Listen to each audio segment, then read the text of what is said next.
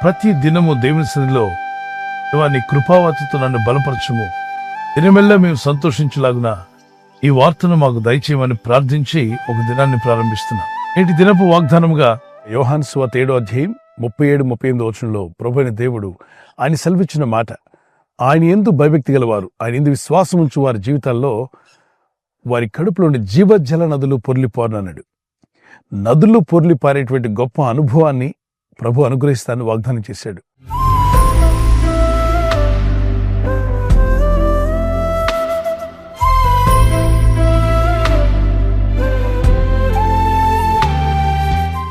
నలభై 43వ కీర్తనలో, 46వ కీర్తనలో, అలాగే యోహాను సువార్త 4:14-15లో నేనిచ్చు నీళ్లు తాగువాడు ఎన్నడూ దప్పికొనడని, ఆయన యందు విశ్వాసం ఉంచిన వారి బ్రతుకుల్లో నదులు పొంగిపారే అనుభవంలోకి నడిపిస్తాడు.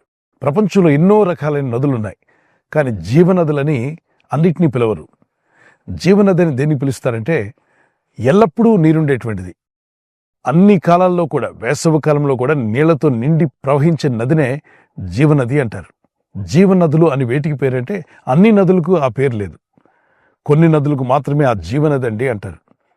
ఎందుకని? ఆ నదిలో ఎప్పుడు నీరుంటుంది. మిగిలిన నదులు వర్షాకాలంలో బాగా నీరుంటాయి, ఆ వర్షాకాలం గతించిపోగానే ఎండిపోయిన నదుల్లా కనిపిస్తాయి. వేసవి కాలంలోకి వెళ్తే ఎడారిలాగా ఇసుక కనిపిస్తుందే తప్ప, ఇసుక దిబ్బలు తప్ప నీరు చుక్కుండదు. అటువంటి నదిగా నువ్వు ఉండకూడదు. అన్ని సమయాల్లో పారే నదిగా ఉండాలి.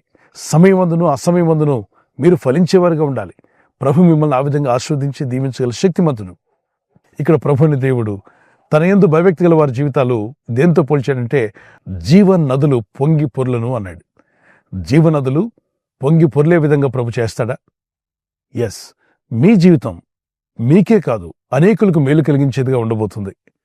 మీ కుటుంబానికే కాకుండా ఇతరులకు కూడా మేలు కలిగించేదిగా ప్రభు మిమ్మల్ని దీవించి బలపరిచి వర్ధిల్ల చేయబోతున్నాడు. పరిశుద్ధాత్మని యొక్క అనుభవం మనం పొందుకున్నప్పుడు, తిరిగి జన్మించిన అనుభవం, ఆయనది విశ్వాసం ఉంచిన పరిశుద్ధాత్మ చేత నింపబడి నడిపించబడే అనుభవంలోకి వెళ్ళినప్పుడు నిజంగా ఆ వ్యక్తి ఒక జీవనది వలె ఉంటాడు. అతను పలికే మాటలు, అతనిచ్చే సలహాలు, అతను చేసే ప్రార్థనలు మన జీవితాలకు, మన చుట్టూ ఉన్న వారికి ఎంతో ఉపయోగకరంగా ఉంటాయి. అందుకే ఏలియా గురించి ప్రభు అంటాడు యాకోబు పత్రిక 5వ అధ్యాయం 16-17లో, నీతిమంతుని ప్రార్థన మనఃపూర్వకమైనదే, బహుబలం గలదై ఉంటుందని, అలాంటి ప్రార్థన ఏలియా చేశాడని, ఏలియా ప్రవక్త మనలాంటి స్వభావం కలిగిన మనిషి అయినప్పటికీ అతను చేసిన ప్రార్థనలు దేవుడు విని వర్షం ఆగిపోయింది. మళ్ళా అదే ఏలియా ప్రార్థన చేస్తే దేవుడు ధారాళమైన వర్షాలు కురిపించాడు. ఇక్కడ ఏలియా దేవుని ఆత్మ కలిగిన వాడిగా మనకు కనిపిస్తాడు.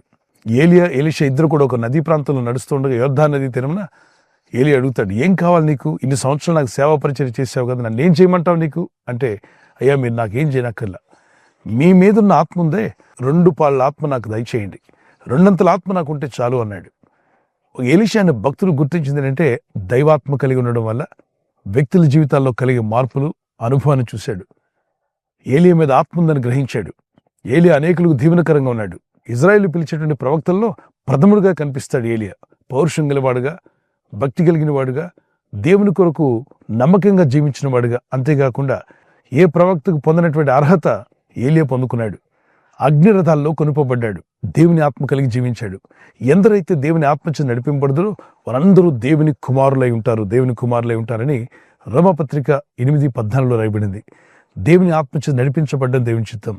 యేసుక్రీస్తు ప్రభువారు మనలాంటి దేహంతో ఈ భూమి మీదకి వచ్చినప్పుడు ఆయన కూడా ఆత్మ మీద ఎంత డిపెండ్ అయి ఉండాలో నేర్పించాడు.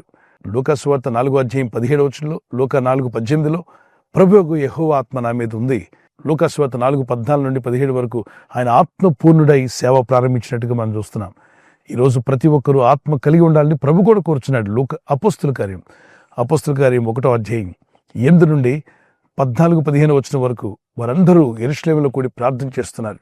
పరిశుద్ధాత్మ కావాలని కోరుకుంటూ దేవుని దగ్గర పట్టుదలతో ప్రార్థించారు. ఎడతెగక ఏక మనసుతో ప్రార్థించగా పెంతెకోస్తు అనే 50వ దినమున పరిశుద్ధాత్మ చేత నింపబడ్డారు. మరి జీవజల నదులు అన్నాడు, బహువచనం, ఒక నది కాదు, అనేక నదులు, అవి కూడా జీవనదులు అన్నాడు. మీలో ఆత్మదేవుడు అటువంటి జీవనది లాంటి మాటలు మీ అంతరాత్మలోని తీసుకొస్తాడు. ఆయన ఇచ్చేటువంటి మాటలు, ఆయన ఇచ్చేటువంటి పరిశుద్ధాత్మ నడిపింపు, అది మీకు క్షేమం, మీ ఇంటి వారికి క్షేమం, మన చుట్టూ ఉన్న సార్వత్రిక సంఘానికి క్షేమం కలుగు చేస్తుంది. ప్రజలకు కూడా క్షేమం కలుగు చేసే అద్భుతమైన విషయాలు ఆత్మదేవుడు అనుగ్రహిస్తాడు.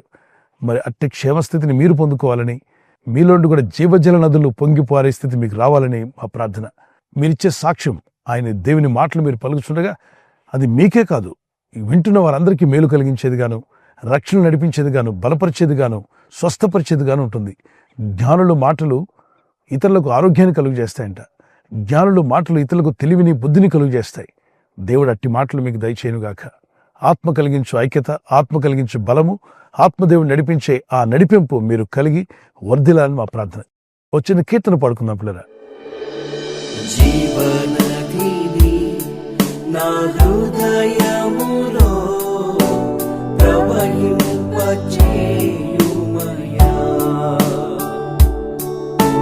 జీవనదిని నా హృదయములో ప్రవహింపచేయుమయా,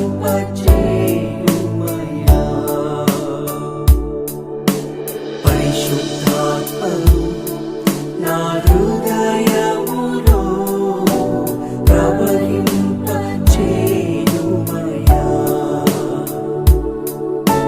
పరిశుద్ధాత్మను నా హృదయములో ప్రవహింపచేయుమయా,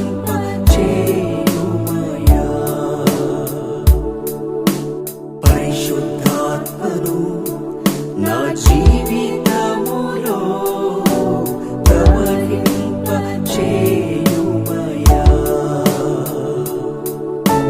పరిశుద్ధాత్మను నా జీవితములో ప్రవహింపచేయుమయా,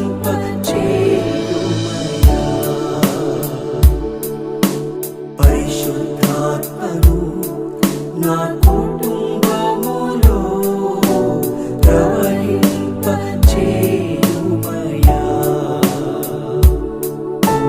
పరిశుద్ధాత్మను నా కుటుంబములో ప్రవహింపచేయుమయా.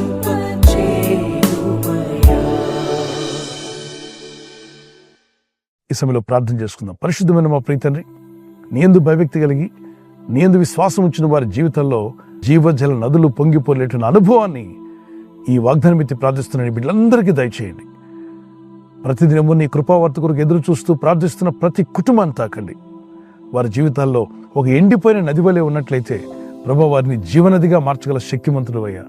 ఈరోజు ప్రార్థించి ప్రయత్నించబోతున్న శంకుస్థాపన అయిన, గృహప్రవేశమైన, ఒక బిజినెస్ ప్రారంభిస్తున్నా, ఉద్యోగ ప్రారంభానికి వెళ్తున్నా, ఒక మంచి కార్యక్రమాన్ని ప్రారంభిస్తుండగా, నేను వారి బిడ్డల వివాహం కొరకు ప్రయత్నాలు చేస్తుండగా వారు చేస్తున్న ప్రయత్నాలు ఫలించలాగున మీ దూతలకు ఆజ్ఞాపించండి. ఎవరైనా హాస్పిటల్లో ఉన్నా, ఐసీయూలో ఉన్నా ప్రభు, ఎవరైతే సీరియస్ కండిషన్ లో ఉండి బాధపడుతున్నారో వారికి యేసు నామములో స్వస్థతను అనుగ్రహించండి. కృంగిపోయిన వారిని లేవనెత్తండి. మీ గాయపడిన హస్తమును చాపి వారికి ఉన్న సకల రోగాల నుండి విడుదల ఇచ్చేయి. వారిని లేపి నడిపించడాన్ని సాక్షులుగా నిలబెట్టుకోండి.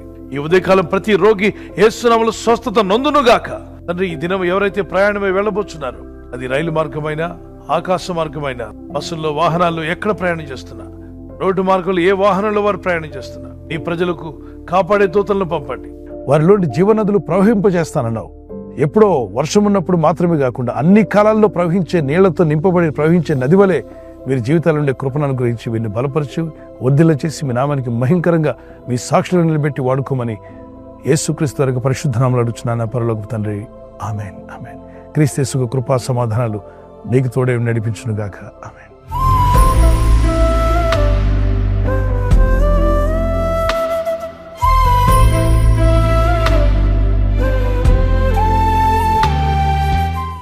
మరి బర్త్డే ఉన్న వారికి హ్యాపీ బర్త్డే టు యూ.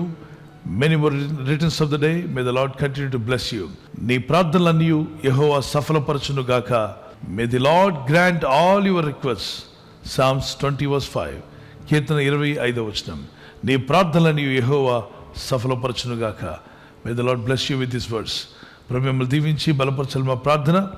కుమారులు, చిన్న బిడ్డలు, పెద్దవారు మొదలుకొని మరి హ్యాపీ బర్త్డే. మీకు దేవుడు దీర్ఘాయుష్నివ్వాలని, మంచి ఆరోగ్యములు కలిగి దేవుని వాక్యంలో ప్రార్థనలు ఎదగాలని మీ నిమిత్తం మా ప్రార్థన.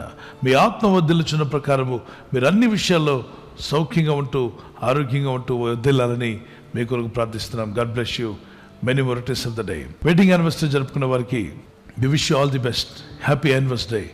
Many more returns of the day. ప్రభు అక్కడ ఆలస్యమైతే silver jubilee, golden jubilee, platinum కూడా జరుపుకునే కృప దేవుడు మీకు ఇచ్చునుగాక. యెహోవా తన్ను ప్రేమించు వారందరినీ కాపాడును. కీర్తన 145:20. The lord watches over all who love him. ఆయన ప్రేమించు వారందరినీ ఆయన కాపాడువాడు. ఆయన ప్రేమిస్తూ ఉదయకాలం లేచి ఆయన ప్రార్థనలో ఉన్నారు కదా, ఆయన పాదసన్నిధిలో మీ ప్రేమను వ్యక్తపరిచారు. దేవుని కాపుదలు మీకు ఎల్లప్పుడూ యేసు నామములో ఉండును గాక. God bless you. భార్యాభర్తల మధ్యలో అనురాగము, ప్రేమ, ఐక్యత, దాంపత్య జీవితంలో దేవుని సహాయము, అలాగే ఒకరి పట్ల ఒకరు ప్రేమ కలిగి జీవించడానికి దేవుని సహాయం మీకు కలుగును. భార్య భర్తకు లోబడాలి, భర్త భార్యను ప్రేమించాలి. ఈ 2 సింపుల్ వచనాలు మీరు పాటించగలిగితే మీ కుటుంబాలు అద్భుతంగా దేవుని ఆశీర్వాదాలతో నింపబడతారు. God bless you. ఈ ఛానల్ ను మీరు సబ్స్క్రైబ్ చేసుకోవడం వలన 2 పనులు జరుగుతున్నాయి. ఒకటి, సువార్త జరుగుతున్నది, ఆత్మలు రక్షించబడుతున్నాయి. రెండవది, పేదలకు, అనాథలకు ఈ ఛానల్ ద్వారా సహకారం అందించడం జరుగుతుంది.